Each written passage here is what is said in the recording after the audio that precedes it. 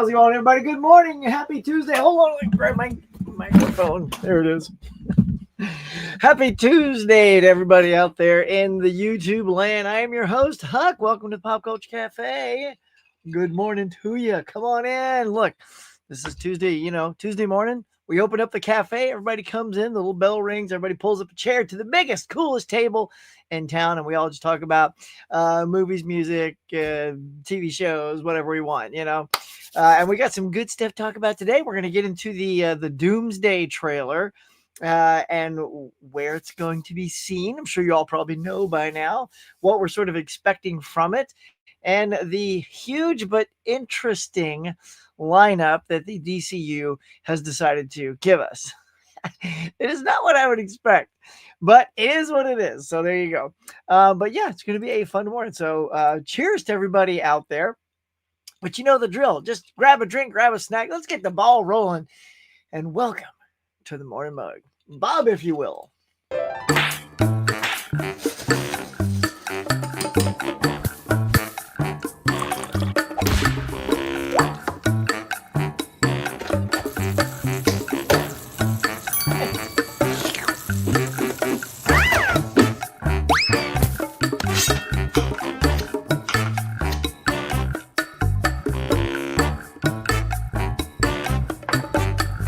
My friends, welcome back to the Morning Mug. Now let's chat.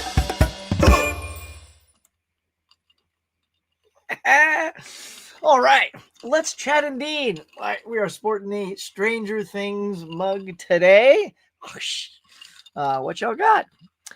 Whatever time it is, wherever you're at. I know it's lunchtime, dinner time. It's nighttime for some of my audience. So anyway, this is what you have. What's your drink? What's your snack? I got to know what you're sitting at the table with, just to hang out with the little huckster. While we do it, let's go check the cafe as I come from behind the what you call it, the counter. You can tell I really work at a cafe. And then I'm going to come hang out at the table. And I'm walking to the table right now. And who's sitting there? First guy at the table, of course, is Dave. What is up, Dave? Good morning. Let's see. You saw Nuremberg. Nice. You were, yeah. I was too. Because I've heard nothing aside from you saying last week, I'm going to go see Nuremberg. I'm like, there's a movie called Nuremberg with Russell Crowe coming out. Like zero buzz on that anywhere. So it's super strange. But yeah, I'm glad to hit the top 5, and we'll definitely talk about that in a little bit. It's top 15. Yeah, get that Arrow box, that Mask 4K box. I'm hoping to get that as well. Sometimes when you pre-order, you get those like a day or two early, which is always kind of cool. But yeah, it didn't happen. They're just sleeping on that sucker. Your mom went Christmas shopping. You got a ton of stuff planned to buy. Nice. You're gonna get you Catch Me If You Can. Steelbook, noise. Jay Van Gool is here. What is up? Oh, just keeping it real. Oh, I got. Hang on. How do I look? How do I sound? By the way, there it is. Yeah. So yeah, someone's got to listen to make sure everything is in check, doing good. But what is up indeed? Mr. Moody is here. Greetings, Steve. Mr. Huck and the Hucklings. I love you guys, man. You're always coming up with some funny, entertaining names for the audience, and it's delightful. Keep it coming, man. Every day. Yeah, just, all we need is one new one per show. That's it. We don't have to pepper one show and come up with 50 different ones, because then you water it down. It's no good. But yeah, each week, man, when you pop in, take a swing. Craig is here. Greetings, Craig. And Jay Van Gool. How is everyone today? I'm doing good so far, man. I just got up, so it can't be totally sucky yet. I do have to take the car in for maintenance today, so I'm hoping that won't be bad, but it's going to take 2+ hours. So maybe, and it's right next to a theater. So I'll probably go see Begonia today. That's the only thing that starts at 11, which is when my appointment is.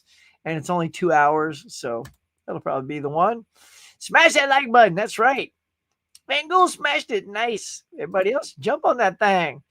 Y'all guys killed it last week, guys. We were at like 15 likes before the 15-minute mark.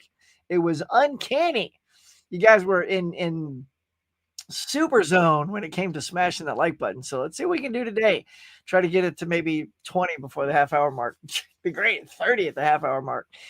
But that's hard to do in the morning. I know. Good morning. I'm enjoying you playing Mortal Kombat. Dimension Scots. I love it. What's going on, Laren? Ho ho. Good to see everybody. Look at Kelly's here. Look at it. This is a fired up crowd digging it. Just working on your movie collection. That's always a fun thing to do, man. I just sometimes I did that. I didn't do the movie, but yesterday, as you can see, there's a big gap right here. And I didn't realize it was going to become such an eyesore until just before the show. I'm like, what is this big hole right here? I used to have Funko Pops right here, and I used to have them all the way on the other side. I've boxed them all up and put them in the garage. I think it may be time to let them all go, but it's hard to because as I was collecting them up and putting them in the garage, because they sort of sit double stacked and everything, I I finally get to look at what's down there, and then I get excited again. I'm like, oh, look, I've got all the Indiana Jones Funkos. Oh, I got all these, fill in the blank Funkos, and then they're cool to look at all of a sudden again. But I was on a mission, so we'll see. We'll see what happens to him. We'll see what happens to him. Hey, Larry, good morning. Hang on, I think I still hear the audio of me just ever so slightly. There we go. Can't be having that. Let's see. Hisham is here. How you doing? Go get to the chopper. My nipple's so sensitive. Yeah. Oh, yeah. I don't recall that third line from the movie, but I went for it for you. I gave it to you. You got your Pepsi Zero. Nice. I do love a good Pepsi Zero, man. I got some in the fridge right now. Good morning, Huck. Listen while I'm driving. Mr. Jeff is here. Thanks, dude. Keep me in your ear holes while we drive. Stay safe, Mr. Moody. JD. Look at this, man. What a good bunch you guys are. Look and sound good. Thanks, man. So do you, bro. What? No, Nuremberg. No, it's 2.5 hours, man. Ain't got the time. It's too long. That's the thing. Hollywood loves these long movies, but it's about fitting it in for what I can do today. I got to get back home. I got to help out the wife. She's off today. Hello to Kitten Paws if she's in the audience today. And yeah, I just ain't got the time for Nuremberg. So it's whatever. And plus, Nuremberg wasn't even starting at 11. It was like starting at 12:30. That's way past the time I can. Like the car will be done half hour before that starts. So it's all about timing. I do want to see Nuremberg, but if they'd gotten off their lazy tookuses and started at 10:30 or something like that, I'd have gone early for it. Tiana, oh, one of my members. By the way, thank you to all my members. I got a new in tag for all my fantastic members today. You're gonna love it. It's brand new, fresh, brand new, just for you guys. We even started a what you call those things? Hang on. What are goals? Yeah, there's like 5 goals today. If you guys throw some super chats, I'm gonna get up and do a dance, do a full-on dance. Yeah, Tiana knows what that dance is. Yeah, that's right. Yeah, I don't need no Fresh Prince dance anymore. I just do it all myself. Because of stupid old StreamYard not letting me roll it in anymore. And because that's such an impromptu thing, that's a hard thing to have pre-access to, like the other things I have. We're already at 12 likes. Oh, let's go. Look at that, y'all. It's 8:09, and we have 12. I dare you. Nay, I challenge you. Give me the 20 likes before the 20-minute mark. You could probably do it before the 15-minute mark. You guys be crazy. Look at that Moody T. Hisham says, speaking about Predator, how is it like watching Predator 1987 on the big screen? I decided to really like Arnold. Starring me, Arnold Schwarzenegger. And I want you to give the concept, the action, the goal, and suit actors. Well, exactly that. Oh, dude, it was Hisham. I'm telling you, it was one of the greatest movies that year. Hands down, still one of my favorite movies. As a go-to Arnold film, it's top 5. Like, I don't even know where to start, but I know it's top 5. It could be even top 3 if I start to list them. It's just such a fun, unexpected sci-fi, super good, well-made action. It's John McTiernan who gave us Die Hard, so he's got the same secret sauce in this thing. I knew it was going to be a hit when Carl Weathers walks in and locks arms with Arnold. The big old close up of it was actually an insert of my arm. Yeah, they said, Huck, can you come in and just stand in for Arnold's arm while he's got to go smoke a stogie? I'm like, yeah, sure. I've trimmed down since then. I was too bulky. Shut up, Hook. So anyway, it was great. It was great. it was fun, man. I mean, when that Predator shows up, wasting all those people with his gadgets, and Arnold had to think smart to defeat the thing. It was stupendous, Still, in my opinion, the best Predator movie. And we are going to talk about the new Predator movie and some of the reactions that's been coming out of people's mouths, which is, it's to be expected. Every movie is subjective, and every movie is going to hit everybody in a different way. And this one is definitely doing that. I also watched, speaking of Predator Badlands, I watched Predator Killer of Killers on Hulu. And I'll talk about that too when we get to talking about Predator Badlands.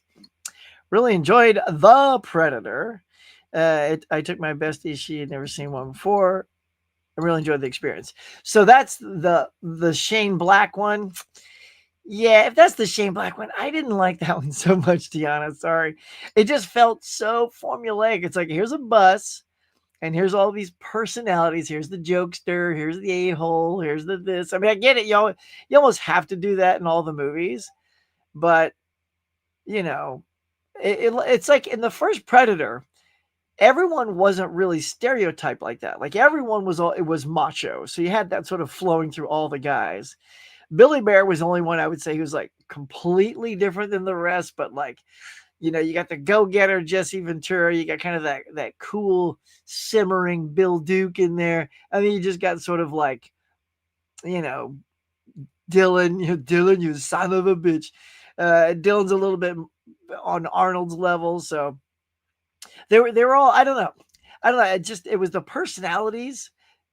The Predator part was cool in the Predator. I just thought the personalities were a little off. I did like Predators, the third one with Adrian Brody. But again, see, that's the thing. That's exactly the deal. When I was talking about Predator Badlands, some of us are going to like that. Some of us are not. Well, there you go. L. That's right. Oh, that's so funny. Did you say that because I said I was getting rid of my Funkos? Yeah, and that's not even why I boxed him up. It was just a coincidence that I heard the same day I was doing that Funko was, in trouble, in debt. In fact, my wife and I started looking up Funko facts during dinner last night, and yeah, they're like massive debt, like hundreds of millions in debt or something crazy.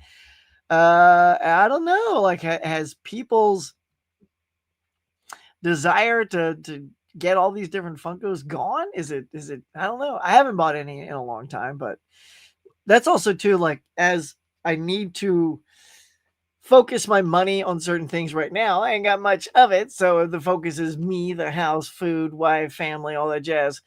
And not so much plastic Funkos. I still grab a movie here and there when it's on sale, but definitely has to be on sale. I did not go nuts. Unfortunately, I missed out on the Scream Factory sale. Pretty much any sale that's going on. I just can't do it right now. I can't do the Criterion sale. I got to bounce back, y'all. The Huckster needs some mojo in the universe. I don't know what's going on in the world of entertainment here in LA, but it is sucking. No bueno. I got you 2 cups of coffee. There she is, kitten paws. Meow. It's the old wifey there. Happy Veterans Day. Look at that. Getting some kitten paws in the house. Oh, yeah. Oh, look at that. Good morning, Huck and friends. Oh, hello, Nikki. Oh, look at that. First dude to jump on the thing. I'm awesome. Dude, you're awesome for that. Now, I'll give you a little upper torso dance. But the full body dance comes if we hit the $5 goals. But look, you just knocked it down to 1, bro. Member for a month, a damn good one at that. Speaking of veterans, Huck and others, what's your favorite film involving the military? Oh, look at you throwing out movie questions. All right. Favorite film involving military.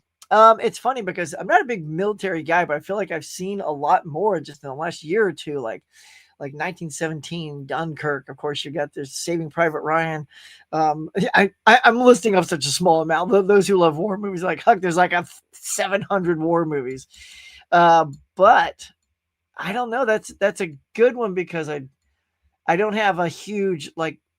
It's not my go-to genre, but I really do love Saving Private Ryan. There's something, it's got that Spielberg juice on it. I love the characters in it. I love sort of that the heart of it. There's one Ryan left because the other ones died in the war, and they're just trying to, save the last son for the. I get very emotional I get older too. Just talking about that makes me all emotional, and just trying to save him so his mother has one Ryan left in her life. But I mean, yeah, there's just so many good ones, and there's funny ones too. Like, you got Dr. Strangelove. That's hilarious. So that last year was the first time with my wife, and I was like, that's pretty good. I'm not a big Kubrick fan, and because his stuff just doesn't click, but that nailed it. I loved it. So I'll go with that one. To Hell and Back or Sergeant York for me. Nice. Look at that. Mr. Moody chiming in on his Kid Boss Mine. Oh, there it is. Private Ryan and Brothers. Good picks, man. I am. Oh, look at that. I did not look ahead either. Look at this. See, it's funny. I just mentioned these. 1917 was so good. Dude, that thing was something else. That movie, all done as sort of like a one-take wonder. Wow. That I just was blown away by that movie. Again, another very emotional thing where they're trying to get a letter to someone else and the journey to get it there. Holy mackerels, So yeah. Hey, Stacy. All right. Thanks for keeping your question dialed into what we're talking about. Do you like Predator 2? I like Predator 2. I don't love Predator 2. I was actually kind of disappointed in Predator 2. Just because, I don't know, after coming from Arnold's and it was just so, I don't know, there's something special about the first one. And the second one was just, I don't know, missing a little something. I do need to give it another look, though. I'll be honest. After seeing Predator Badlands, it sort of re-energized me to want to revisit all the Predator movies. Even the ones maybe, like Tiana, like you love the Predator. I want to see that one again, just to give them all another shot, see where they fall.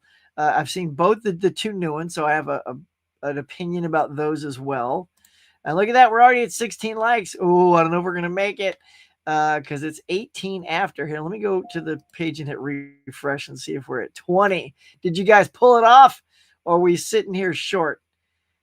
See, when I hit refresh, it says 16, so that's way off. So, and I know you're saying we have 18, or no, yeah, you have 16 to 16. So that's where we're at. Come on, y'all, you can do it. Was my favorite Colin Farrell performance. Actually, the Penguin TV show was unbelievable. I thought Colin Farrell, he's unrecognizable, honestly. Hang on, I just realized my phone is in my pocket. It's dinging up a storm here. But yeah, I mean, that performance was chilling, and the end of it, no spoilers, that was wild. I mean, I just wasn't expecting that. Like, if you didn't know that was a Batman, a tangentially connected show to a superhero character, since there are no superheroes in it, you would just say that was just one of the best shows probably ever produced. It's like fantastic characters, a crazy story, and an ending that'll just gut punch you. So yeah, let's go with that, man. Get caught up in the movie challenge. Yeah. Get caught up, man. Yeah, I'm all caught up. We'll talk about where I'm at. Look at it saying, hey, Nikki, Steve. You watched 12 Monkeys for the challenge. Oh, that's a good pick, Steve. That's a good pick. It's been a long time since I've seen that. Of course, I got it on Arrow. God knows when, how many years ago. Oh, man, I got to work that in.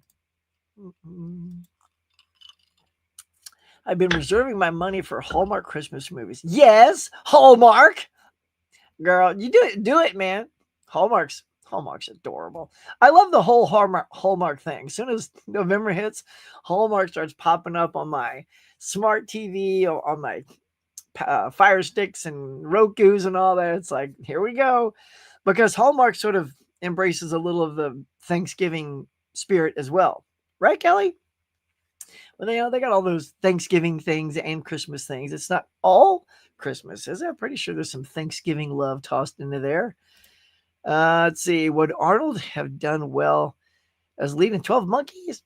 Nah, not like Bruce Willis. Not like, but Arnold has a certain niche that he's good at. And I don't think 12 Monkeys, he'd been okay. But if you're saying as good as Bruce, no. Make Miss Toad, no. RP Carl Weather is the best handshake between two men in the world. Damn right. Dot you son of a bitch. Love that.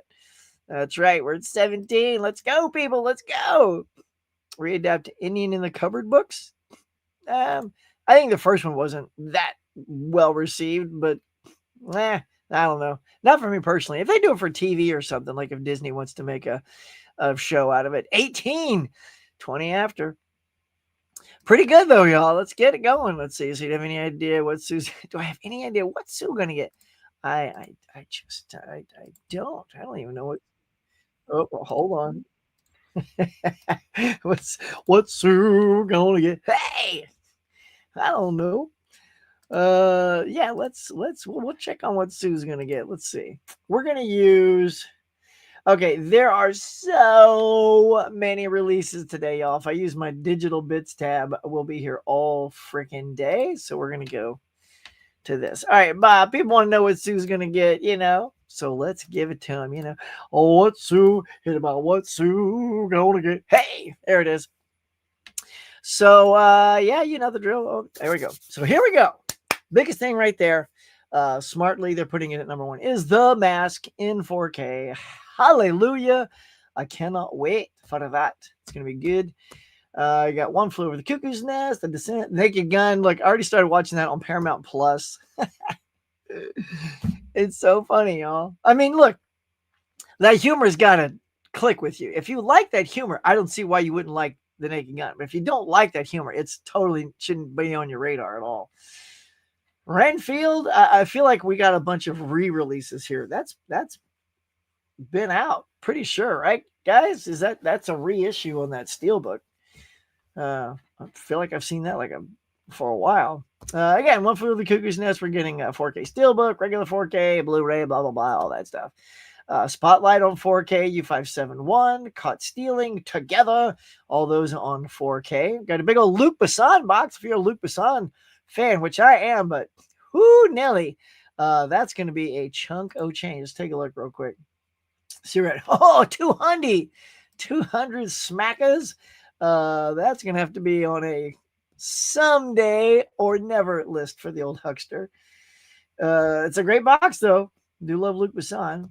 Just keep going. Burden of Dreams. Oh, look at this. I love that the Grinch. I mean, again, I have this on 4K already, so this is just a new, nice looking Steelbook. Very cool. I love the green accent with the J card there. But I have it. No need to get it.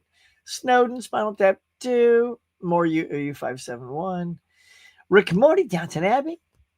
Again, that's just a reissue of the Grinch on 4K. Got that already. Superman. Like, it's so weird. All these things are popping up. These aren't discontinued, so I don't. Is it just a re-release so that it's back in our faces because Christmas is around the corner? So they're like, yeah, let's do it. Same thing, Ted Lasso. Now, Creepshow, the series. Here, let's see. Can I think I can switch tabs. Yeah.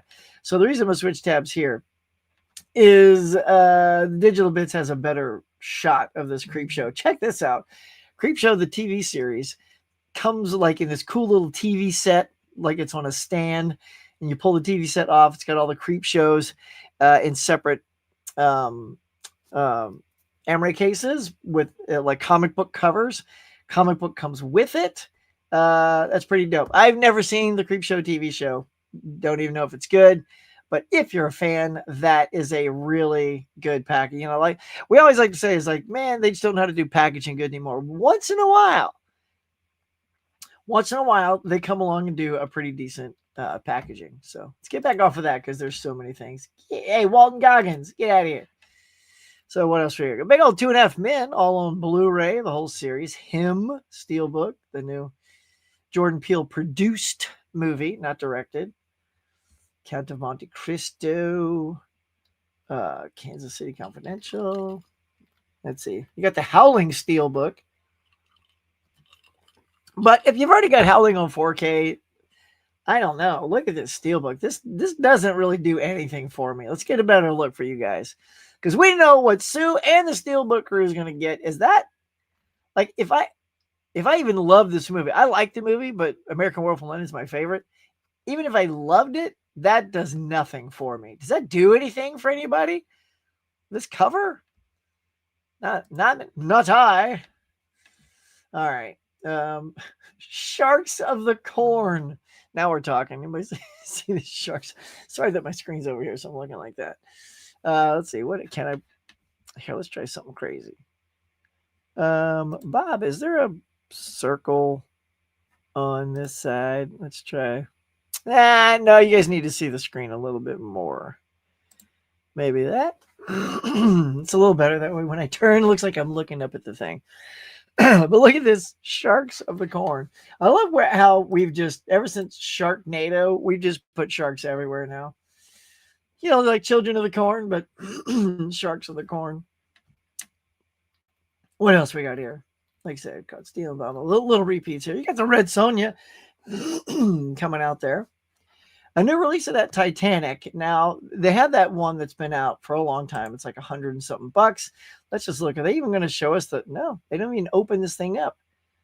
It's just a new release. Is it a watered down version? Dave, I bet you know. This looks like the exact same release, but without giving us a cross-section overview to look at it. I can't tell if it's got the same goodies inside.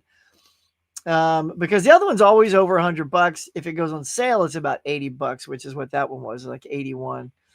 The morning show, the whole first and second season are released together. That Cafe Flesh is everywhere, man. I don't know, what is it? Is that like it's an adult movie? That thing is constantly on sales and sites, and it's always tucked in all these things. I'm like, it looks like an adult movie. Friday the 13th, 8-movie collection. That's been out forever. It's in a steelbook now, blah, blah, blah. Let's just roll down here.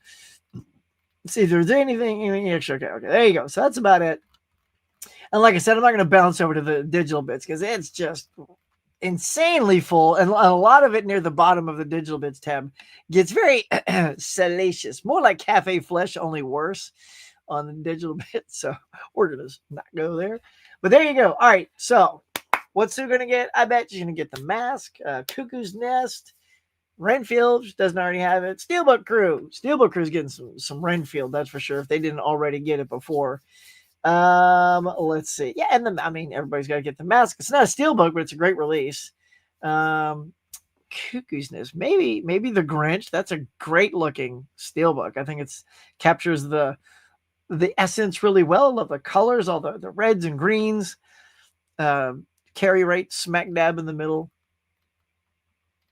Spinal Tap, I don't think that's their jam, so I'm gonna go with no on that, but I like Spinal Tap. I like the original Spinal Tap. I didn't get a chance to see part 2 in the theater. It was in and out in the blink of an eye before I could see it. And if I were a fan of this creep show and had money, I'd probably pick that up because that's just such a great looking release, y'all. It looks good. So yeah, there you go. That's what's out there, my friends, on new release day. That's why we do our morning mug here on Tuesday, so we can talk about the new releases. So there it is. What excites you guys? I always ask that. I never see anybody chime in, I know we go over these. Oh, did I totally forget? I skipped right over saying Freakier Friday, didn't I? Yep, I did.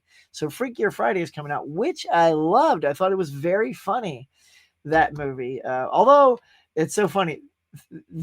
They're not putting out a 4K of Freakier Friday, just a Blu-ray. And the Blu-ray, okay, I'm just going to share this with you because it is ridiculous how much this is going for. Are you ready? Prepare yourselves. Hold on to your butts, as Sam Jackson said in Jurassic Park. You're not going to believe this. All right, Bob, hit it. Let's blow them away.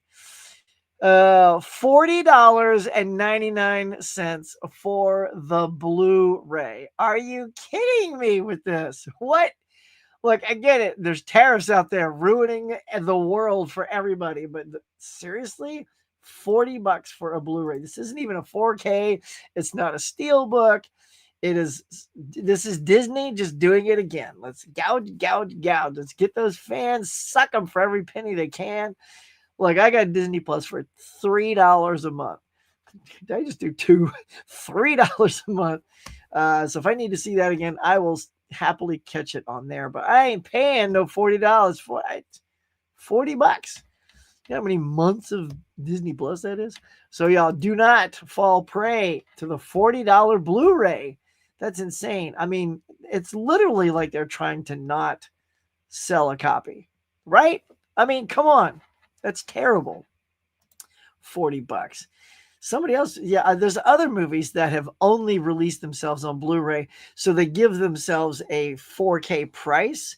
It's like, look, you decided to do it. Like, I'll give you two examples I'm dying to get, but they're Blu-rays and they're well over $25. Is the movie Here, directed by Zemeckis, starring Tom Hanks and Robin Wright, and Heart Eyes. Still waiting for that to go on sale. It's a horror movie. That should be like $15 or less. Constantly in the 25 area. It's like, I get it. You guys decided to only release it on Blu-ray, but you're giving us a 4K price, and we're never seeing a sale. So, Eli, greetings, Mr. Coldhair. Everybody's so excited you just came in. I actually love Predator 2. Alien versus Predator. Predators. So, yeah. Alien versus Predator. I don't even know if that's a guilty pleasure. That's just a pleasure. That was a fun movie. I didn't care so much for Requiem. I thought it was just, I don't know, it was, from what I recall, it wasn't well made. I didn't like the fact that it went into the nursery with babies. I'm like, don't. And I had just had my kid at that time. And I was like, if you mess with the babies, I'm out. I'm out of this movie. So, that's why I want to give Predator 2 another watch. I remember, like I said, I liked it because, Glover's in it and you got Paxton, although Paxton is totally wasted. I think my biggest hang up, Hisham, with 2 is Paxton. What is he called? He's called like Deadshot or Bullseye or Sure Shot or something. Like he's a marksman, right? And aren't they at like a carnival and he just bang, bang, and he nails these things. I'm like, oh, I'm thinking to myself, okay, Paxton's going to be a big deal. Like, I know Glover's the lead, but Paxton, the fact that he's a marksman, it's going to come down to him and a predator, and his marksmanship is going to be dead, gone. Like, the whole point of building him up as this sort of type of character, like having this specific set of skills, is not paid off at all. And I'm like, what? Okay. Wow. All right. So why did we call him Bullseye, Sure Shot, whatever it is? What was his name, y'all? You got to tell me what was his nickname. But it became irrelevant in the movie because he was just off like so quick. I was like, oh, all right then. And look, it's different. It's different. It's not like in Executive Decision, which, by the way, this is probably one of those beautiful moments I've ever seen in a movie, which is when Steven Seagal and Kurt Russell are climbing through that tube from the stealth plane to get into the belly of the passenger plane, and it's starting to pull apart because the air is all crazy, and Kurt Russell's like, oh no, we're not going to make it, and Seagal goes, you are, and he pushes him through and he locks the door, and then and then Seagal gets whipped away dead. I was like, oh, what? Like, you just took out the superhero of the movie, like a Seagal, because he never likes to get hit, so he's always going to be the badass. But when you take out Seagal at the beginning of the movie, and kudos to Steven, this is back when he was still really good. He's at that riding high off like Under Siege and all that good stuff. So he was good. I think it ends when we get up to Under Siege and Executive Decision. That's where it all ends. That's his peak, and then he did Under Siege 2, and that was it. It was over. I know some people like Glimmer Man and stuff like that, but no. That was not textbook Seagal, y'all. Anywho, I digress. What brought me there? Oh, yeah, it was the Predator 2. See, only I could go from a Predator 2 comment to Seagal eating it in midair. So that's how I do it. Oh, Huck, what did you think of the Michael trailer? Oh, I loved it. It was so good. Michael trailer, y'all. If you have not seen it, the Michael Jackson trailer by Anton Fuqua, director extraordinaire, looks fantastic. They have his what is his nephew? I believe is his nephew playing Michael Jackson. He looks so much like Michael. It's uncanny. I thought, wow, how did they find somebody with such good DNA to look like Michael? Well, it's literally from his family's DNA. He looks and sounds just like him. There's a part where Quincy Jones tells him to not move his feet while he's recording, so he doesn't dance. And his laugh is spot on. If you've heard Michael laughing, you can hear it in your head. It is pitch perfect.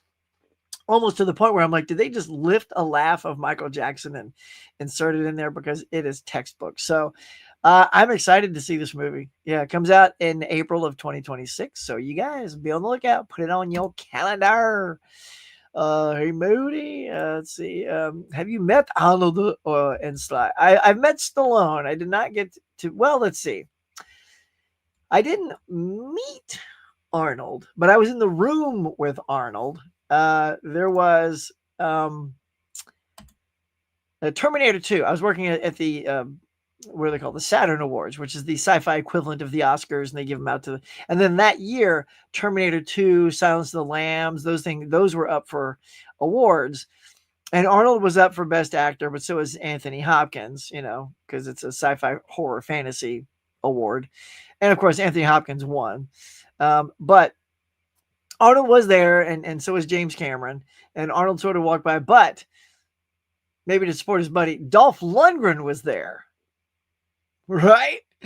So Lundgren was there, and I was sort of the guy in charge of the trophies. Like no one, like they go, Huck, you sit there and don't let nobody touch, take, steal, look at these awards because you're the only one that knows the winners at this point because it's got their name on the award. So it's also your job to hand it to the trophy girl. So she hands them the right one. Like if Hannibal wins, don't give them the Terminator 2 trophy, So, and so when it was all done, everybody had their awards.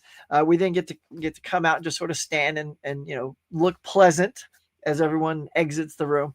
And Dolph, like he's so tall too.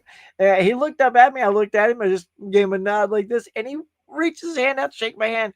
And dude, I'm not kidding. It's like taking a kitten's paw, not a life, and you put it in a catcher's mitt from a baseball player. That's how big Dolph's hand was compared to mine. It's like my hand just was gone, and it's like he shook my hand. It's like, oh, sweet, Dolph Lundgren, yeah, right on. And then I met James Cameron, and he was a dick. But that's for another time. I've told that story several times on the channel. If you want to know the story, I'm not going to tell it again right now, but it's also on my Facebook page. But then it was made up by meeting Linda Hamilton seconds later when she came up and apologized for Cameron being such a tool. So I get it. The dude's a perfectionist, probably has some sort of, social inability to, be nice to people that aren't, already his friends. But Linda Hamilton was awesome. She made it. She rocked my world. That was great. So here we go. Huck, my man. Yule. What up, Lukester? Good to have you in the house. Welcome to the cafe, bruh. Let's see. All right, good. All right. What's up, Collector Movie Man? What up, Luke? Commentary. I don't know what that is. You mean like on a Blu-ray or DVD? I don't know. Let's see. I mean, no, of course not. No, that's horrific. 40 movies per disc. Come on, it's a silly question. They would look so terrible. It would look like no, not even 4 movies a disc. Are you kidding? No. Only with 2.5 Men. Yeah. Luke Ponto, be getting the Steelbook from him. There you go. Some people chiming in about what they want. Now we're cooking. Getting that Caught Stealing, Downton Abbey. Grand finale, Spinal Tap 2. Good. Hello and thanks, David. Man, great, Luke. I don't know what that is. Really want the morning show season. That's one of my favorites. Yeah, well, it's got 1 and 2 on there. Do I like Morning Glory? I did. I really liked Morning Glory. Way better than I thought. That's Morning Glory. Y'all, if you haven't seen it, it's Harrison Ford, Rachel McAdams, and I believe Greg Kinnear. Yeah, I think it's Greg Kinnear. Right. And it's a new story. She's trying to get ahead and move up in her career. And it's a light comedy, and Ford is good. Wait, isn't it also? Wait, let me see if I have it right over here, because then I can show it to you. Oh, there it is. Hang on, let me grab it for you. Yes, I was gonna say Diane Keaton is in here as well. Look at that deal. Oh no, it's not Greg Kinnear. I think that's Josh Lucas or something. But who is that? Oh, hold on, yo. Can't see nothing. That's right. I got the magnifying glass out because it's too. Oh, Patrick Wilson. Oh, Jeff Goldblum's in that too. Oh yeah, Jeff Goldblum, Patrick Wilson. So yeah, if you haven't seen Morning Glory, it is charming, very charming. Whoops, just dropped it on the floor. Nice going, Huckster. Mr. McPizza's in the house saying, "So cool, Shin Godzilla." Finally got that 4K underrated Godzilla movie. You can see Dogma actually getting. I hope it sticks, right? I know that release was like it was pulled, and then it wasn't pulled, and yeah, Dogma. When I think that's supposed to be. When is that? Next week or something? Hang on, I know I saw that somewhere. Oh, yeah, I know where it was on Blu-ray.com.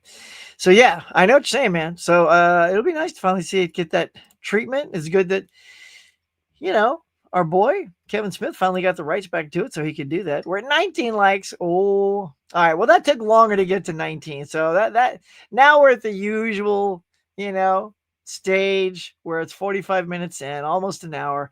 We're gonna struggle to get to 20 or 25, but you guys can do it. Come on, man. There's some days you guys blow right to 30, and it's incredible. Excited for Under Siege and City Slickers and more. Yeah, those are good movies. I know, right? It's ridiculous for a Blu-ray. $40. $40. I mean, no. And I really like the movie, but there's no way. There's no way I'm paying that. No. Cuff special edition. No, not really. No, Cuffs is fine on Blu-ray. Don't forget to slash that like button. Let's see. Would I trade a liar liar role with MediPro? What does that mean? Would I trade the role? Like, would I swap the two actors in the movies and put Eddie and Liar Liar? And I don't understand the question. Best movie seen at a screening.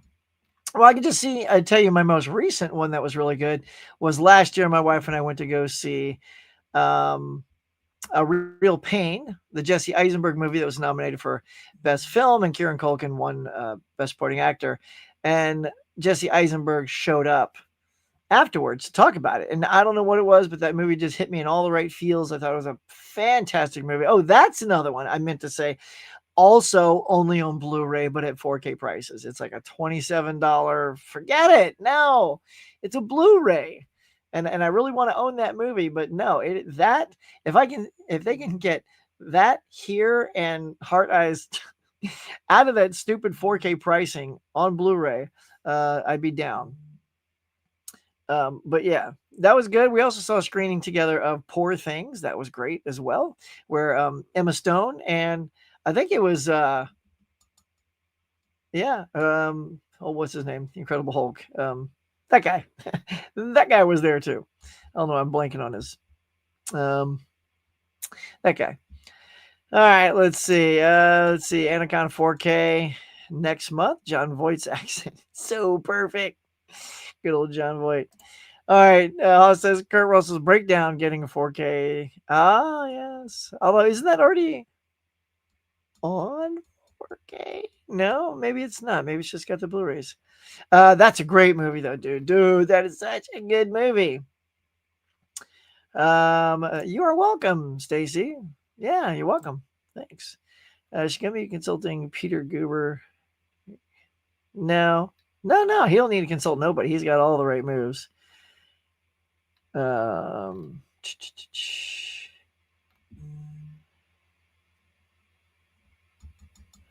I mean, that's a question. I don't know. What's my spouse's favorite comedy? Maybe Galaxy Quest. I'll say that. Becky, if you're watching, I think it's Galaxy Quest. Or it's either that or Monty Python and the Holy Grail. I'm almost sure it's one of those two.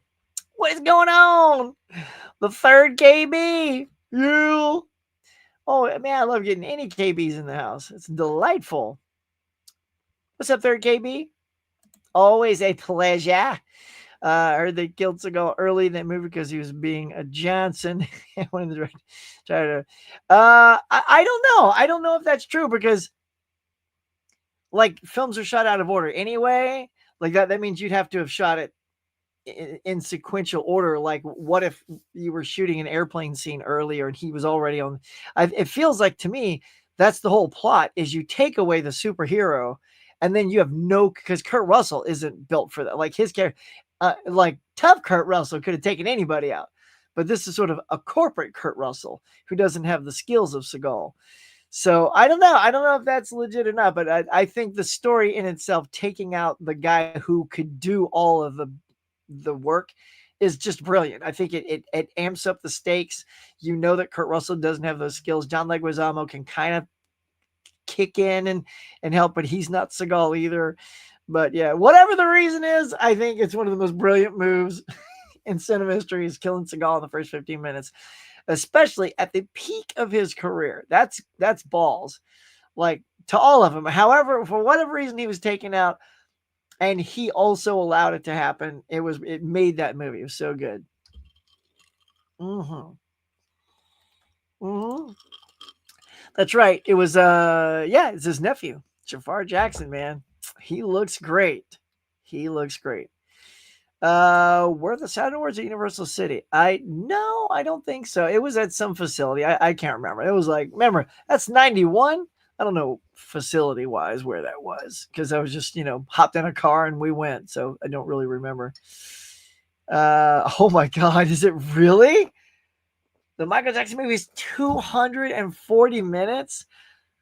Oh, I hope that's not true. Look, this movie will make a lot of money if you can keep it at 2 hours. They got to cut that in half and make it a 2-part movie.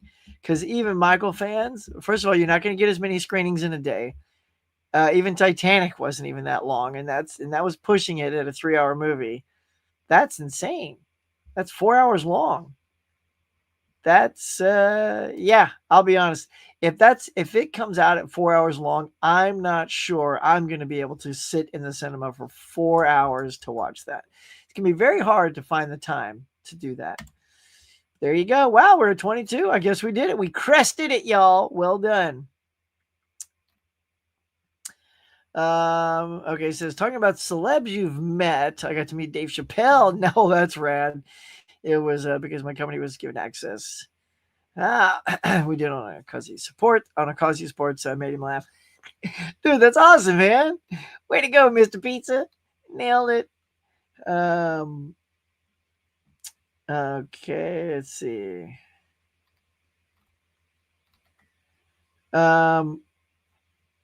I mean, if the quality, but it can't. That's the thing, is no, because then if you're just putting a bunch of movies on a disc, that's almost like streaming then, because you're just, everything is all self-contained. Yeah, no, 40 on one disc. That's a lot.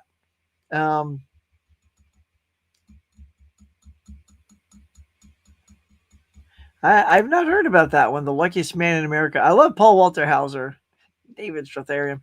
That's cool though. Yeah.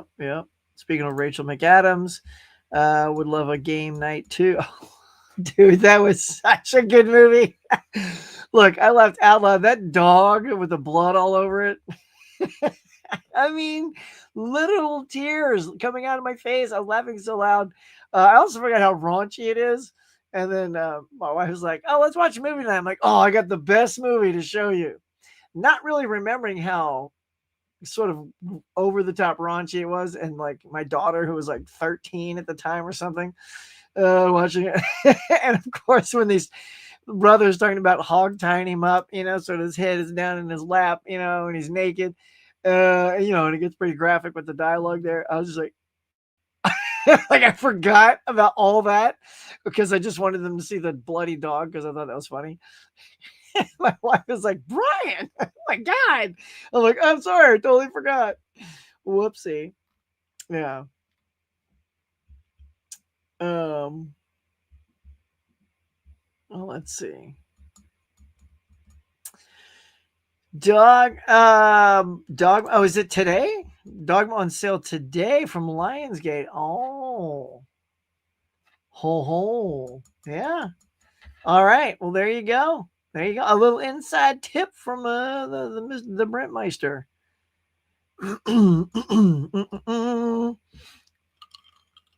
Yeah, man, we're in a golden age to get some new releases going. Let's see. Subscribe to the channel. Nice. Well, cheers, Anthony. Welcome to the channel, man. Like, it's a fun place. We always do this stuff every Tuesday. We've been doing it. We're almost at 170 of these shows. Incredible. You guys have keep me cruising along. It's all about you just good times, friendship, hanging out, getting to hang out with everybody, talking new releases. In fact, we still got to get into the box office. Y'all, it's almost 9 o'clock. I got to get rolling because I got to take the car in, and then go to a movie. Let's see what else real quick. Am I excited for Odyssey? I mean, it's a Chris Nolan film, so I'm just going to say yes. I'm not overly hyped just because I haven't seen anything on it yet. And I know he makes good movies. So, yeah. So you must love Cuffs. As people are excited for Cuffs edition, I want the commentary for that. But I mean, what if you don't get Christian Slater doing a commentary for Cuffs? Like, to me, sometimes, like lately, like actors don't want to revisit their movies, which I think is sad. Like I think in The Mask, we don't even get a new interview with Jim Carrey or Cameron Diaz. I'm like, really? Like, guys, especially Cameron. Cameron doesn't want to talk about her first movie that she came out. She was a big hit. And then so we get more like, film historian, Bill Joklowski. And I'm like, I don't want to hear from that guy. But anyway. So yeah, well, let's get you that Cuffs special edition, doggone it. A Real Pain was so good. It was so good. So good, Jeff. I love that movie. I mean, ugh. Okay, so yeah, so you did mean swap them. No. They're in their proper movies. Thank you, Mark Gruffalo. Or Gruffalo? Or is it Mark Ruffalo? It's Mark Ruffalo. Mark Gruffold, or is it, or Ian Gruffold is Mr. Fantastic from the Jessica Alba movies. Yeah, there it is, right? I think Mark Ruffalo. Anyway, yeah, Gruffalo. I'll take that, but Ruffalo, I think, is what it is. Thank you. Yeah. So yeah, him and Emma Stone were at the screening, and they're at the giving a Q&A, and it was awesome. And it made that movie even more likable. You say $22 is the max, dude. I know. Like, I know, especially if it's, here's the thing though. If it's something that, I don't know, like it was a Blu-ray and then it got discontinued and then it came back and it's sitting at that $25 mark and you have that little FOMO that's just going to disappear again. Like I did this for Say Anything. No, not Say Anything. The Sure Thing and Invaders from Mars, the Tobe Hooper movie. I love those movies, but the Tobe Hooper Invader from Mars, it was so pricey. And then it came back. It was like a re-release, just like half these movies today were just a re-release. And it was like 20. I don't think it wasn't like 30. But I didn't want to wait for it to get down to $12. I didn't want to lose the chance of owning that again. So I got it at the 20 or whatever. And same thing for The Sure Thing. And now I think they've gone down, or they've been part of the buy two, get one free. And it's like, oh man, but yeah. So sometimes but it has to be something where I don't think it's going to go down. It's just something that's always sat there. And like I said, y'all, I keep wish list on Amazon. Let me know if you want me to put a wish list out here for you guys for Amazon Prime. But I keep lists I've had for decades. And I just make lists and I keep track of whether the price goes up or down. And I always say, if you want, make an Amazon wish list and call it whatever, Blu-rays and 4Ks, and then put your wish list in there. And then there's the thing that says description. In the description, put the price it was the day you put it in there. So if it was $22, put 22 in there, and then wait for that price that makes you happy. If 15 is the magic number, wait, and you'll see it starts to fluctuate. And then every time it gets lower than what I put it in at 22, if it goes down to 20, I change the price to 20. So I always know what the lowest price that movie was at. So if 20 wasn't low enough for me, I'm still going to put 20 on there. So it tells me it got that low. Because then sometimes then the next week it's back up at 25. I'm like, oh, it was at 20 because I put a marker in that. And then just keep an eye on it. And that's how you score, man. That's how you score. Yeah. Speaking of Michael Jackson, what's your reaction about Michael Jackson died in 2009? It shocks me. Oh, you should have seen. I remember vividly, I was at work. I was in Louisiana at the time, working at a TV station. And oh, my heart breaks just thinking about this. This coworker of mine, lovely lady, I just heard, oh my God. And she just went running down the hallway crying. She's like, Michael Jackson just died. And I mean, it crushed. I was like, what? Like the whole place just froze and everybody came out in the hallway. So that's one of those I remember very distinctly where I was and what the atmosphere was like when I learned about that. And I was bummed. Look, only three, actually, there's always a few celebrities that really catch me off guard that I'm really sad that are gone, especially when you don't see it coming. Like Michael was only 50, right? Or something like that. It's super young. And and if people are sick and you see that coming, it's not a surprise. But when and although I know he had cancer, no one knew it because he told, don't tell anybody until after him. But when David Bowie died, Prince, that was another. Prince and Michael Jackson, both at that young age. Jim Henson, because he was in his 50s and he was sick and he didn't like going to the doctor and that bit him, So there you go. So anyway, yeah, there you go. Let's see. I haven't seen Begonia yet. That's probably what I'm going to go see today. Let's see. All right. It says, make sure you check out Megamite's live stream this week because we're going to do. Oh, yeah, Lord of the Rings. Yeah. Yeah, last night he did the split the room thing, which he asked me to be part of, but I couldn't really jump on that one. November 17th. Okay, that's when it is. Terrific. Reboot Working Girl. No, I love it. Leave it alone. I love Working Girl. Do not reboot that.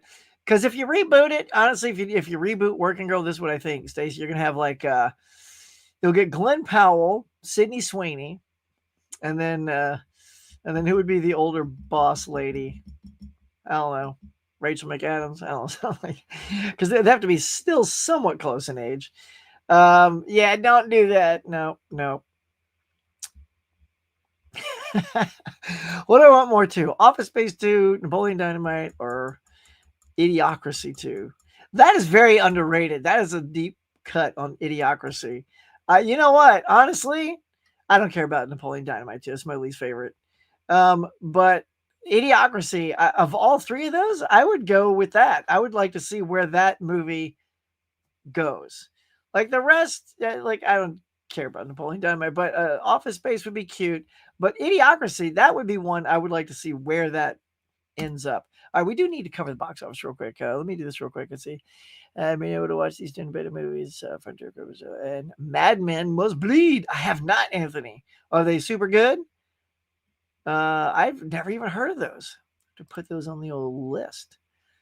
All right, let's do it, y'all. Let's go to the next thing. Got to get old Bob on it. Bob, if you don't mind, could you, scramble up our box office graphics so we can talk to the box office with these lovely people out here. All right, here we go, Governor. Hang on. We got to do this right. Can't go too fast, man. You go too fast, Bob gets all scared. He's all right. He'll do it. All right, Bob, if you could, click that button for everybody right there. Come on, right there. There you go. Good job. Here we go. Let's boom. Punch it over. Now, here we go. Predator Badlands, #1 at the box office, y'all. Crushed the competition. Crushed it. Look at that. And look, they were predicting 30 to 35 mil. So I would say it did way better than expected. I was even thinking it could do higher. I was like, man, if that thing, because look, The Conjuring, Last Rites came out at 80 mil, like that. Nobody saw it. Even they were like, that wasn't even in our projections. Like, but people, it was a good movie. I went out and saw it. It was very, very entertaining, very good. Badlands had a blast. Had a blast. And we're going to talk about me having a blast as opposed to other people not having a blast. But we'll talk about that. But there it is, 40 million. Regretting You, sitting there in the second place at 18 seats, 6.6 milli. Look, Black Phone 2 still hanging in there. The only, I would say that's the only real bona fide hit from October, as it was not Tron Ares. It's not even a talking point. Let's see. Tron Ares it's still barely in the top 10. It's at number 10 right now and only made about 1.8 mil. So that's definitely not the big hit of October. Sarah's Oil did very well. That's one I didn't really hear about, see advertised too much, but came right in there at the number 4 spot, 4.2. And Dave, There's Your Nuremberg, snuck in there at 3.8. I mean, people do love a good historical drama, and Russell Crowe, you can't beat that guy. He's a solid performer. But clearly, Predator Badlands was the movie to go see. So I went and saw that. I do have the review on my channel, so go check it out. It's doing quite well. Go see my full thoughts. But, you guys are here. You get the special treatment from the Huckster, I'll tell you. I enjoyed this movie a lot. I like the fact that it sort of gave us a little... Okay, here's the two sides. Some people get their little panties in a bunch when... I don't want to know about the Predator's backstory. I want them being mysterious and violent and graphic and he's just killer of killers, to steal their title from their animated movie. And I don't want to know that they can talk and speak and have a clan and have a whatever. So okay, so that people just don't like that. Or there's people who saw this movie and kind of liked having Elle Fanning. So Elle Fanning is from the Weyland-Yutani Corporation that is in the Alien universe. So we have sort of an inherent crossover, and with no xenomorphs. This isn't an Alien versus Predator thing, but they are on the most dangerous planet. Everything on this planet will kill you, and I kind of love that. Like that's something totally different. I don't know why people aren't enjoying. Why does it have to be on Earth with trees and rocks and all the garbage? We've seen that in every Predator movie. So you're getting something that Dan Trachtenberg, who did Prey, which, by the way, is in the old times with, Native Americans with trees and rocks and all the grass and all that jazz. So, right. So we've done all that. And now he's like, you know what? I'm going to do an animated film first. So if you guys haven't seen Predator, Killer of Killers, and you're complaining that this is a watered down Disney movie, that's what I keep hearing. This is a Disney-fied Predator. Okay. First of all, when we did Alien versus Predator, that was a PG film as well, and that was fun. Did it get super graphic like it could in an R-rated movie? No, but I had fun with that movie. And everyone seems to forget that we've had a Predator PG-13 movie already. Everyone's acting like this is the first one, and it's not. The action is on point. It's yeah. So I heard someone say it feels like a Star Wars spinoff show. I get it, and I get the reference. They have spaceships and speeder bikes kind of thing, and there's a planet, and he's standing there, and there's like 2 suns or 3 suns and a planet. Yeah, I get it. But it's science fiction. Of course, there's an inevitable comparison to Star Wars in that regard because it's sci-fi. But he goes on this planet, and so he stumbles across her upper half, which, by the way, what a great effect, strapping her to his back.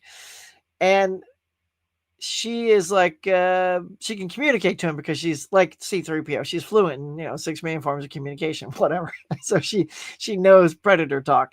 And they do something very clever in there so that she understands the Predator, but then so do we. But the Predator never speaks English. Like, he's always speaking his native tongue. And people are like, oh, no, they should be speaking in grunts and gurgles. And I'm like, really? Really? And advanced technology like civilization like that have space travel and weaponry like that, you think all they can do is click and grunt? No, not even clicking and grunting is a language. So this guy came up with an entire language. Now, that said, I'm also going to say, if you really pay attention to the show, it's a lot more like Star Trek than Star Wars, because the predators, the Yautjas, is what they're called. Yautjas from the planet Yautja. They're more like Klingons. They're about an honor-based society. They fight, and fighting in battle is glorious. And if you don't die the right way, it's a slam on your clan. It's all that is what the Yautjas are. I'm like, that is full on Star Trek. And I don't know why nobody's pointed that out. Everyone's like, oh, it's a Star Wars spinoff. No, it's not. It's more Star Trek, which I'm okay with because I'm a big Star Trek fan. So the fact that they're sort of Klingon like, it's fine. It's cool. You got to have some sort of, they're the honor based warriors. And it's action packed. It doesn't let up. Yes, there's a cute little critter in it. And I'm like, okay, yes, that's a little. But look, Lucas did that too. Lucas had cute little critters in his movies as well. But I thought it was fine. And the action is super over the top, and there's no humans in it. There's either synthetics from the Weyland Yutani Corporation, or there's predators. So there's no real red blood anywhere. And that's how you get away with lots of cutting heads off and cutting arms off and slicing things open. Because if the stuff oozes out a different color that's not red, hey, here's your PG-13 rating. Done.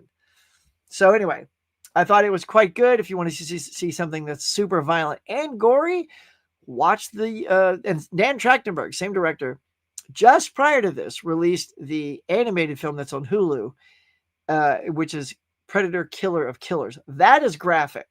Heads are cut off. I'm talking human heads and bodies, and it is gross. That's what you can't do in a movie like this, because you're going to have a very small audience. You're not going to get the same box office. And look, they want to keep this franchise rolling. So if you can get a little mix of that, and the animation is quite good in that, by the way, and then you get a little bit of this, so you can bring in more people. I don't care. Who cares that you can bring your kids to go see this? Great. If I could bring my kid to go to a Predator movie, hell yeah. Why not? So I get it. I get it if you grew up on the Arnold one and you want it to be just like that. But guess what?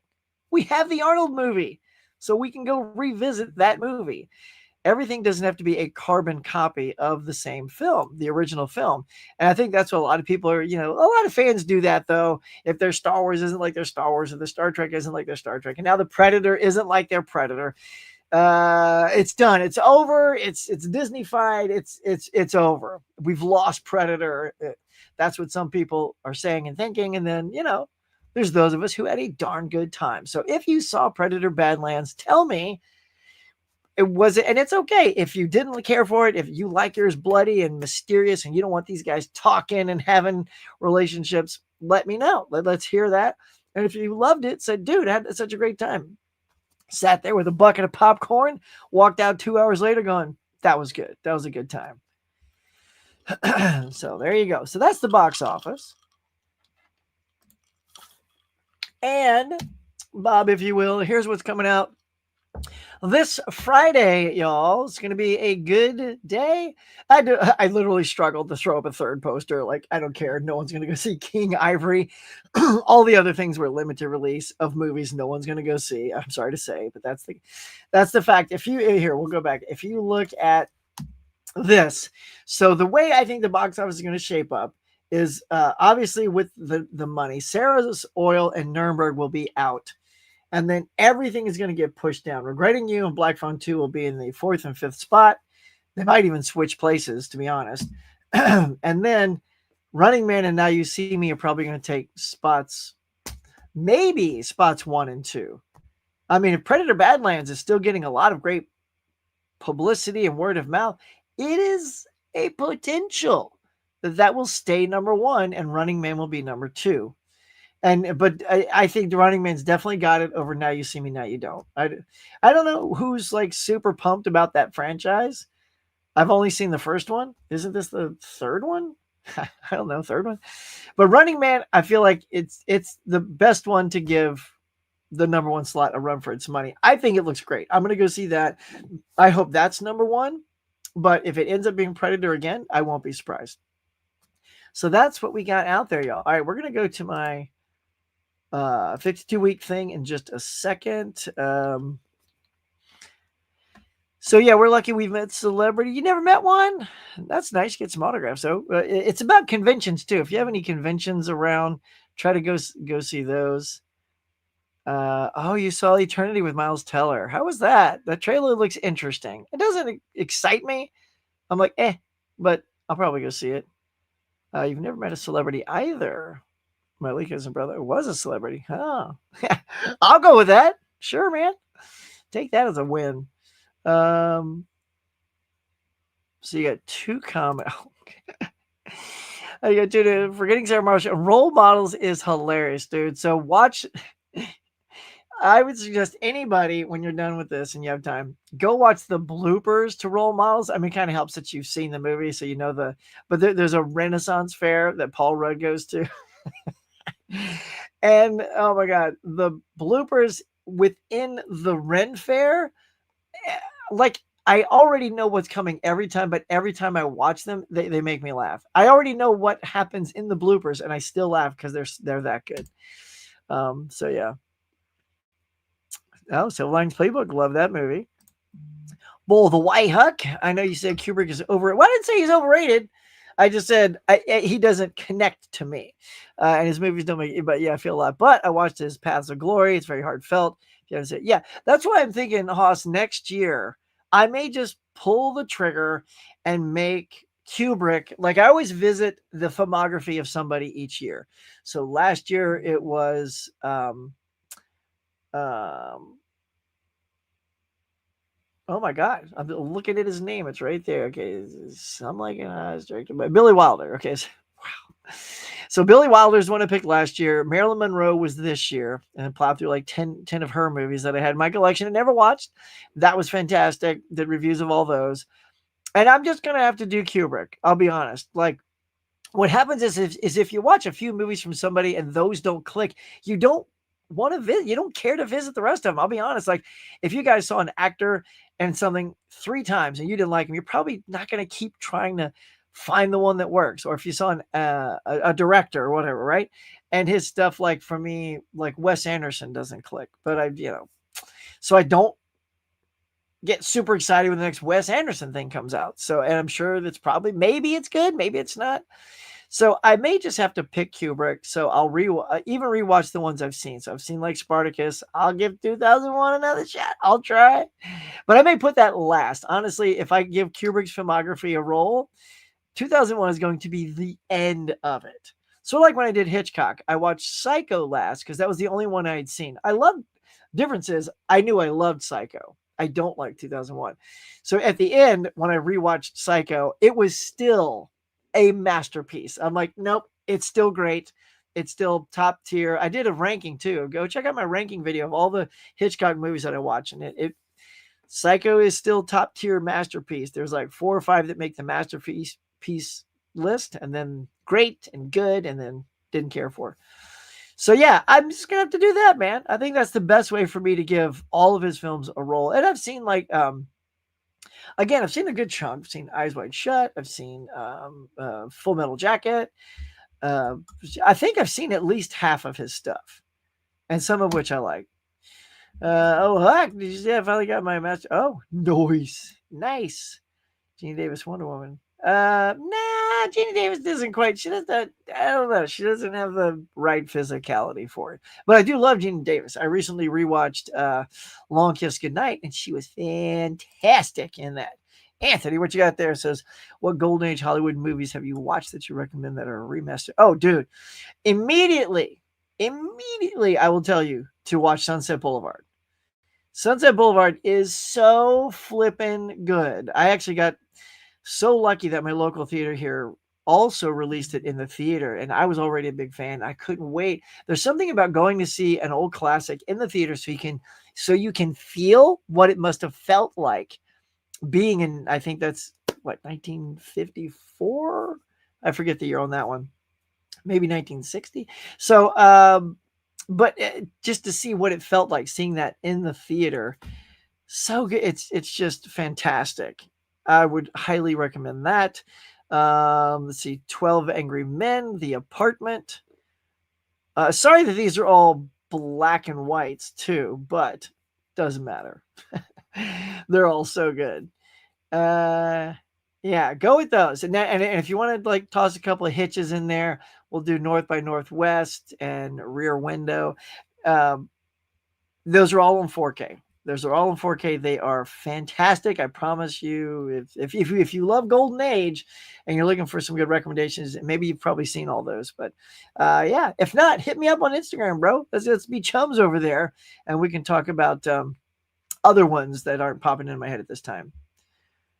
I don't know who I would cast in a Spike Lee biopic. Let's see.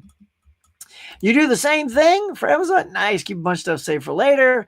Yeah, dude, write that cost down. I tell you, I'll ride that. I call it riding the cost. I'll ride that cost all the time. And then sometimes, get this, sometimes I'll ride the cost, and it got as low as like, I remember, I want to say Hard Boiled, right? The one that was from Dragon Entertainment or whatever, like the Chow Yun Fat movie, was all the way down to like $8, and I wrote $8 down, and I still didn't buy it. Like, Huck, how low are you waiting for that to go? Come on.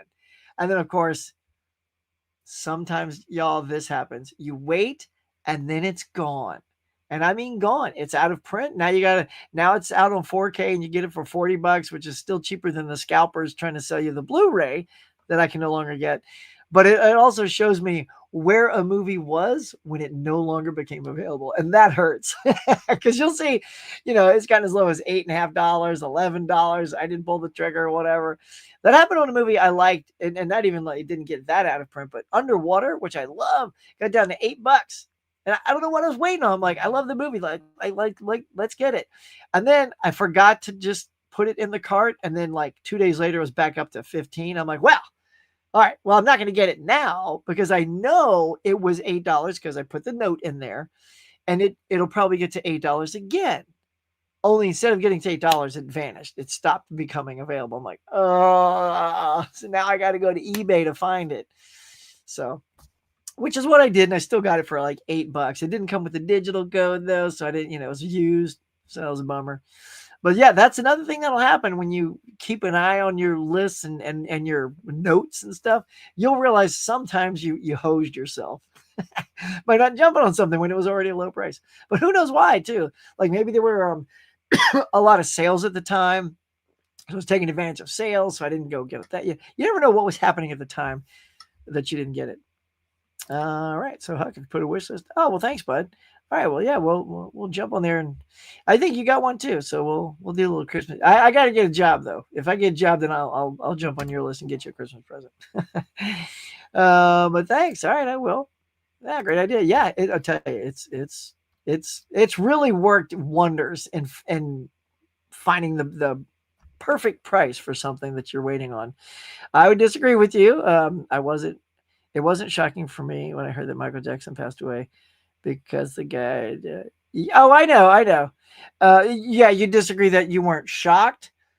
I assume you mean by the shock part. I mean, I was shocked in the sense that he was just so young. And yes, a lot of those performers use drug and things to keep their keep themselves going. And sadly, the guy who prescribed them did not do it properly.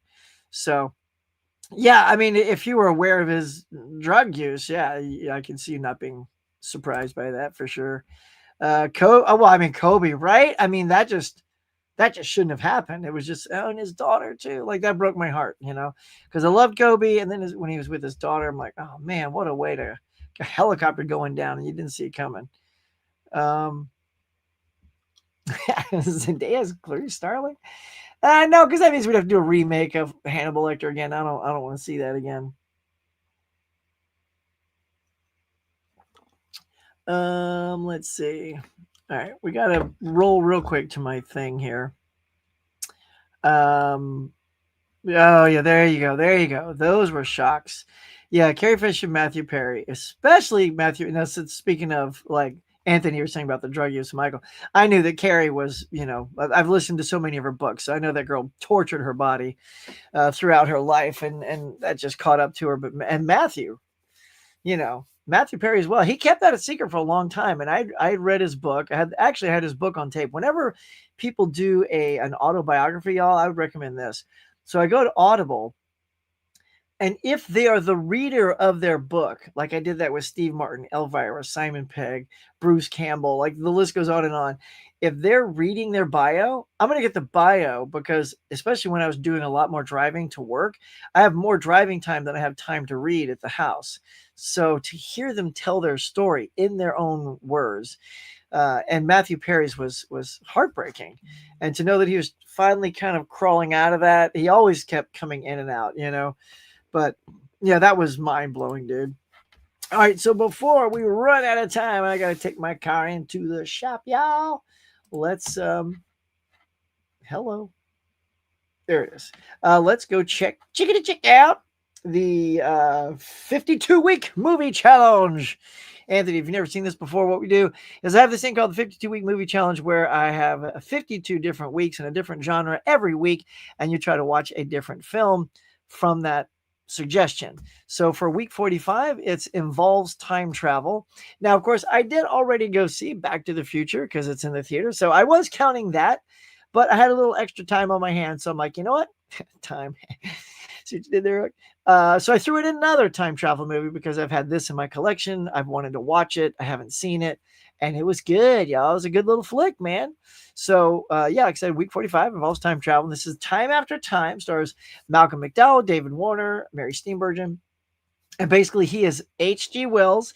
It's so funny, like all these, like, because the time machine, right? The old time machine from before this one, I think it was in the 60s. That one character was also H.G. Wells. So we're always putting H.G. Wells as the main character. So Malcolm McDowell plays H.G. Wells, who creates this time machine, and then David Warner is Jack the Ripper, right? The great infamous killer from London. And they are friends. And of course, H.G. Wells shows off his time machine to his buddies and says, I am going to travel in time. And they all think he's nuts and crazy. And all of a sudden, later that night, the police show up because there's been a murder within the area. And they're just checking everybody. And then they realize that they find this bag of David Warner's there, and it's got like these bloody gloves in it. And they go, whose bag is this? He goes, why, it's my friend's bag. And he goes, get him immediately. And then they're all looking for him and can't find him. And the police are like, what? He must have snuck out the front door right under our noses. Let's go find him. And then, they're not thinking time machine. Of course, Malcolm McDowell goes down to the basement and he sees the time machine gone. And now he's gone forward into time from the 1800s to 1979, which is when the film was made, directed by Star Trek II's Nicholas Meyer, I might add. And it's interesting, too, because in the original time machine, the time machine stays put. It's always in that spot. So whether you're going forward in time or backward in time, whatever happens in the surroundings is what you see from your time machine. So if the house is gone and you appear in a place, then there's no house. Or if you go back in time, it's all trees and stuff like that. This one totally ignores that and jumps location. So it leaves London and ends up in San Francisco. So not only does it jump in time, but it also changes locations. So you got to let a few things go when you watch that. You're like, all right, I'm not sure how that happens, but I'm like, heck, it's also time travel. That doesn't work either. I will also say, I feel like they did better time travel effects, like when the thing's going through time, in the time machine, which was like 10, 15, 20 years older than this movie. These were just sort of sparkly effects, and they weren't really that cool. It's kind of lame. So you take the effects out, but the story's quite good. It becomes a fish out of water, for Malcolm McDowell, which is funny because David Warner seems very plugged in. Like he wasn't thrown by society having cars and planes and this and that. He seemed to adapt. Like his mind was a little bit more adaptive in that way. And Steenburgen becomes the love interest for McDowell. And, the game is afoot, as they'd say. He even pretends to change his name to Sherlock Holmes, and he wears a hat that looks like Sherlock Holmes, talking about Malcolm McDowell. But it's cute. It's a good movie, y'all. If you have not seen Time After Time, I would recommend it. It's worth a watch. And next week, not one of my favorites, but see, I always do this because it makes me get out of my comfort zone and watch things that I don't normally watch. And it's film noir. It is Noirvember. So it seemed like a good thing to put a film noir movie in there. But I also learned There's a guy that I like, Chum, I guess, on a coin, Chase from AV Pop Culture did a Noirvember, 15 films that are good for Noirvember. And actually, he did things I wasn't even thinking of. Of course, Double Indemnity is the best. That was his number one. I've seen that. So I did that last year for Film Noir. So this year, he was saying things like Chinatown and things like that. So he has a good list. I'll probably take one of the 15 off of his list for November. All right. So there y'all go, man. That is what is happening with the 52-week movie challenge. So if you want to play along, I also have go to my Letterbox. I have a Letterboxd account where I keep track of all 52 weeks. I'm all caught up. Just got to start November starting tomorrow. All right, y'all, let's wrap this up. It's almost been an hour and a half. Bye, Cracky. You're all still here. Well done. Bravo. And all that good stuff. Let's see. I need a worst chemistry in a movie video from you. I need a worst couple chemistry.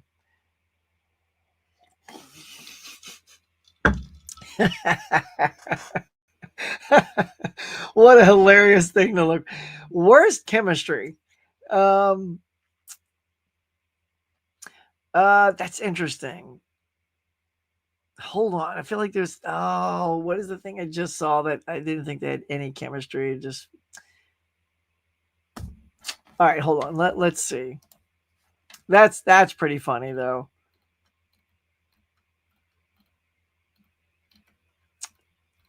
Crap. Oh, I got one for you. Okay, it's Good Fortune. So in the movie Good Fortune, and it's a cute movie. The movie's not bad. So in Good Fortune, Aziz Ansari writes, directs, and he casts Kiki Palmer as his love interest.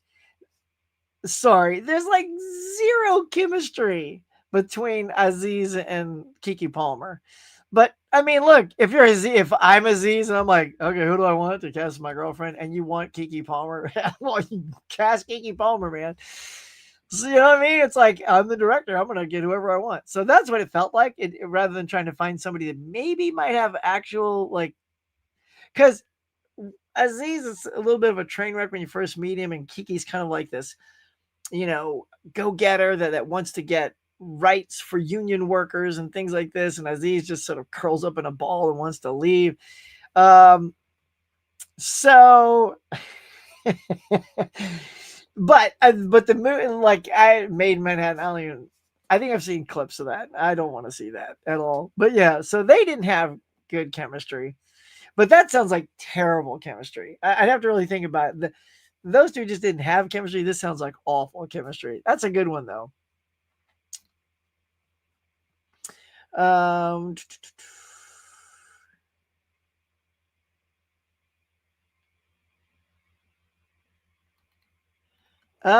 Interesting. So you're saying a 3 Man and a Little Lady special edition.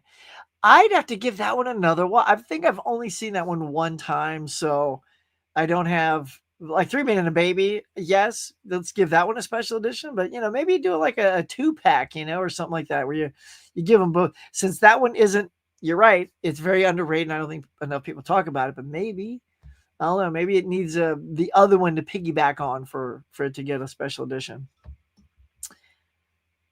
Anyway, I'm just scanning real quick, y'all, because I got to sign off. Don't want a predator down under, or like send a predator down there to fight in the bush.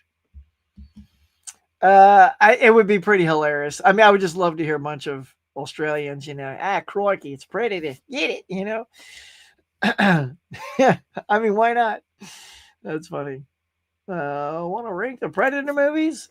I'll try. Okay, just real quick. I'm gonna go The Predator. Sorry, Tiana, but I'm gonna put The Predator last. By the way, I don't think we hit the goal today. Did we hit the goal, Collector Movie Man? Let's see. Anyway, wait, where's there it is. So we're gonna put The Predator at the bottom. Alien versus Predator Requiem. Predator 2. I'm trying to remember. Alien. I'll do Predators. I actually like that movie. Now they're all going to be good from here up. Alien versus Predator. Predator, Killer of Killers, Predator Badlands, and then the first Predator. So there you go. Just off the cuff. There you go. Why do you think Christie flopped? Is that the boxing movie? Oh, yeah. But I mean, first of all, no publicity. Didn't know anything about it. I just don't think it's the same reason I would say, Stacey, that The Rock. I mean, The Rock is one of our biggest stars, and the Smashing Machine didn't work, and that's about a W or I think it's a UFC fighter at the time. Now they call it MMA. Yeah, I just think no one cares. No one. It's a character no one's heard of, and it's a story about their life. So it's like, it's not like Michael Jackson. Like, people, when Michael Jackson comes out, people know who Michael Jackson is, and that's going to be huge. That trailer has already got more views than like almost any trailer is for a biopic. It's just like lighting up the screen. So yeah, no one knows or cares, who that is. So that's why I think, if we're gonna get a drama, you're saying, why are so many dramas popping? We just need good dramas. Like, I want to see good crime drama again. I want to see like a political thriller. These things don't really come out anymore. All we get is every week there's a horror movie. I mean, thank God, although it's so funny because I say as we get closer to Christmas, that doesn't happen, but that's not true, because last year, literally on Christmas, we got Nosferatu, and I think there's another horror movie on Christmas. You got to do that counter programming, All right, well, there you go. All right, I think you're the first person to weigh in on that, Jeff. You dug Badlands, watching 3D. Oh, nice. See, good times, man. All three look good. Want to see them all. Nice. Nice.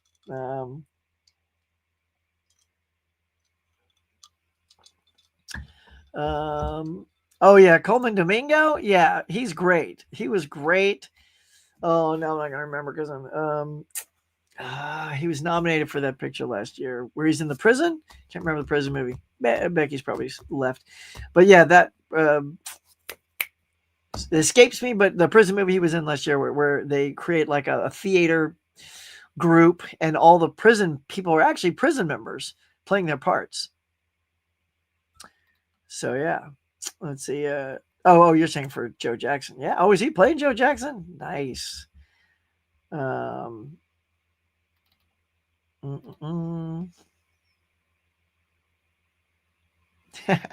I've never been interviewed by Parade Magazine, but no, the 52-week movie challenge. It's not something. I'll be honest. I didn't come up with that. There's a book out there that came up with it. It's like the 52-week movie challenge, and then in that book, though, it tells you what you have to watch, right? So it's like, on this week you watch this movie, on this week you watch this movie, and the reason it never clicked for me is, well, if I don't feel like that movie, I'm not going to watch it on that day or something. So I was very uninspired by that sort of holding me at bay type approach to the list. And I thought, but I love the idea of the 52-week challenge. So the next year, and then a bunch of my friends like Jeff is one, and Mika, KB, Dave, so I came up with, let's open up what you watch. So I'm going to give you the genres. So like I said, time travels this week. Next week is noir. A couple weeks ago, it was Stallone movie. Everything's going to be different. Every week is different. And each week is also designed to maybe get you to see stuff you haven't seen. Maybe you haven't seen political thrillers, or maybe you've never seen an old black and white movie ever before, and you don't like black and white movies. Well, the challenge is there to make you watch some of those things, and you just might find something you love in an area you never thought you'd enjoy. And that's was my approach to it. So when you get to the day, the genre is locked, but you get to pick whatever you want that represents that to you. So if time travel, if you've never seen Time After Time, or The Time Machine, or Hot Tub Time Machine, or Avengers Infinity Gauntlet, or whatever, Infinity War, Endgame. Endgame is when they go through the time. It doesn't matter, anything that uses time. So, and make a list. Like, every day has a wish list for me, and I'll put 3 titles up, so I'm not beholden to a certain title before that. I actually wait for the week to get there, and I'm like, okay, time travel. All right, and I look around my room. What time travel movies do I have that I've never seen? So sometimes I like seeing a movie I've never seen before, or I bought it and I haven't opened it yet. So that was this year's challenge, was to do a half and half. try to see movies I've never seen before, but also watch movies I've bought and I haven't opened. Because here's this beautiful collection with some movies that are just sad, sitting there, needing some love, and that's why I pulled the time machine out. So that's what it's going to be like. We're going to do it again next year. I'm going to come up with an all new list, 52 list, and then you get to plug in your favorite shows. All right, there you go. And that's how I did it. Yeah, I just sat down and came up with the ideas. Love Snake Eyes. Yeah, there you go. Let's see. Not saying you'll find a ton of Kubrick to connect to, but The Paths of Glory was definitely a fresh. Yeah, I know, but I do feel like, I don't know, like a lot of people love Kubrick and he's the GOAT and all that. Like, I feel like at least what I'll do is watch the ones I've never seen. How about that? Like, because honestly, look, I've seen Full Metal Jacket. I don't really need to see it again. I have Doctor Strangelove on 4K, so if I want to see it again, I can see that. I feel like, moreover, I just need to see the ones I've never seen, like that, Barry Lyndon, Lolita, stuff like that, and see if those click with me. And then if I keep honestly, if I do all three of those and those don't click, I'm gonna stop. I was supposed to think, I can't wait to see The Running Man. Yeah, that's right. Yeah, keep running. Don't trip. Don't fall down. Really terrific. Be sure to watch The Killing. Sorry, guys, I'm just looking real quick. You want to see my? I'd love to see you and Collector Movie Man discuss Titanic. That's it. We gotta watch the Titanic, bro. Vertigo is insane in 4K. Yep. Oh, dude. Yeah, that's a good one. Yep. It's got great color. So does a Rear Window. Well, hello, Adrian James. Greetings, mon frere. Pleasure. You snuck in right at the although you came in at 9:16. I'm just catching up to everybody. I'm afraid I just gotta like do this show. I gotta just because I gotta get going. Oh, Carrie Fisher was going to be at a convention. She passed away. Oh, that's a bummer. I did get to meet her twice, and she was delightful. The first time, you couldn't even talk to her. They just ran you through like cattle. They said, "Put your picture down, stand over here." She signed it, and I'm like, "Oh man!" But then there was a Comic-Con where she just had her own booth, and you could walk up to her, and that was the one. That was the one I got her.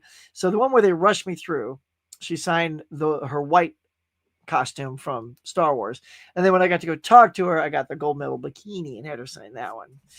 And she was delightful. I told her that I liked her writing too, and like postcards from the Edge and things like that. And that put a smile on her face. Look, are you picking up anything up? Autobiography and the Charlie Sheen one? Not right now. Not right now. Gonna have to wait on stuff, y'all. Gotta watch. Wait, today I'm going to watch Rocky every time. Oh, Interstellar. I thought today I'm going to watch Rocky for my time travel movie. Yeah, man, Interstellar. That's a good time travel one. And yes, sir, of course. And look, Mr. Juggalo, next year we are going to do what I said I was going to do this year. But once I have a commitment to it, usually when I have a commitment to something, I'm more beholden to it. Where I want to do each month, at the end of the month, we can all talk about the 4 movies, or depending on how many weeks you get in a month, sometimes you get a 5th week tucked in there, and we'll talk about all the movies we watch for our 52-week movie challenge. And everybody that plays along is welcome to come on, although I only have 5 spots on my channel, but maybe we can rotate. So if you or Dave or KB or Mika or anybody wants to, like, that's doing the challenge, wants to come on and talk about their watches for the month, we will do it, and maybe encourage people to check out some of the things we saw. Laren says, "Oh, time after time, such a good film." It is, man. Timeline, yeah, that was a good movie. That's the Richard Donner directed that film. I think that would benefit from a redo, because I just thought the movie was okay. I thought it could have been better. We're at 23 likes. All right, not bad.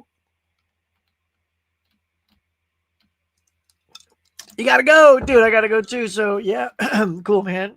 Nice. Thank you for coming, Laren. I mean, you're already gone, but If you watch this on the replay, thank you. I'm doing the challenge the same way.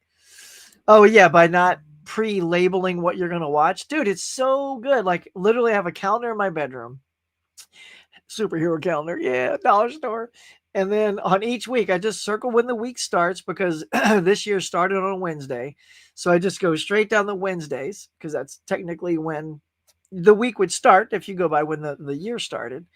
And then I just circle it and then I say what that week is going to be. And I got 7 days from that circle to watch a Time Machine, to watch a Stallone movie, to watch a noir movie.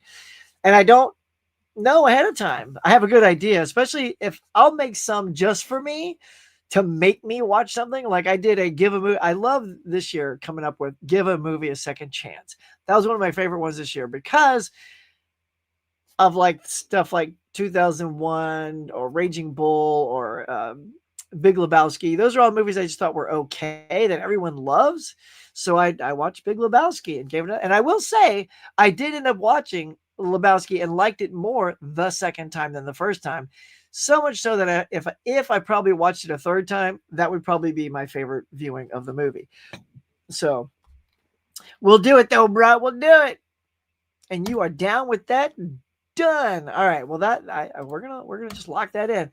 All right, y'all. It has been way too. I can't believe anybody's still here with an hour and 41 in, but it's been such a good day. Thank you guys for coming here and sharing your time with me and watching us talk. Oh my gosh, we didn't even talk about the DC stuff because you guys just kept me engaged with questions and comments.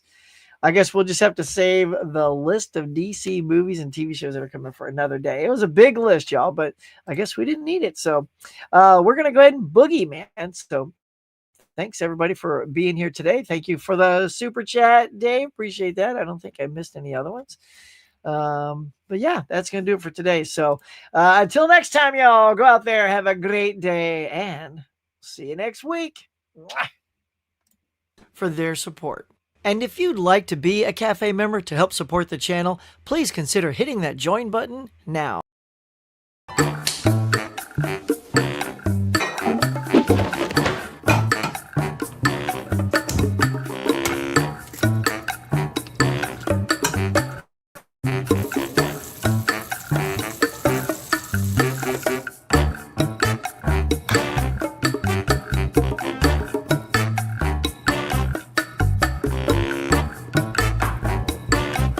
Thanks for watching, everybody. I appreciate you coming by and sharing your time with me. So until next time, be safe, be kind. We'll see you on the next one.